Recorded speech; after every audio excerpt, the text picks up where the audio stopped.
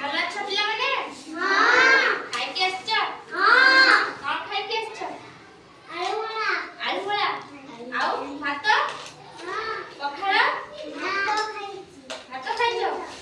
ହଉ ଠିକ ଅଛି। ଆଜି ଆମେ କଣ ପଢିବା କହିଲ? ଆଜି ଆମେ କଣ ପଢିବା? ସବୁ ଖାଇବା ବିଷୟରେ ପଢିବା ହେଲା। ମୁଁ ମାରୁଛି ଯାଉଛୁ। ଖାଇବା ବିଷୟରେ ପଢିବା ହେଲା।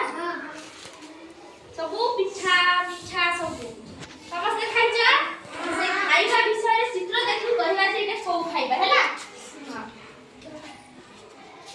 ଏଇଟା କଣ? ରସଗୋଲା।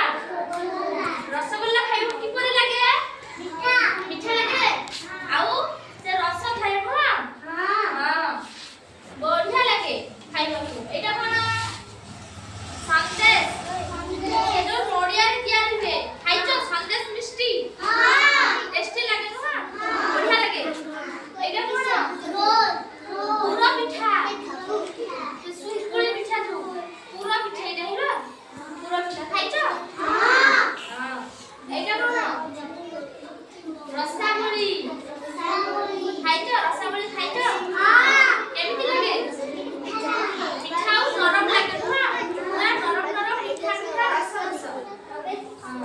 ଏଇଟା କଣ? କ୍ଷୀରି। କ୍ଷୀରି ଖାଇବାକୁ କେମିତି ଲାଗେ? ସବୁ ପିଠା ଲାଗେ ନୁହଁ? ପୁରା ଟେଷ୍ଟି ବି ଲାଗେ। ଖାଇଛ?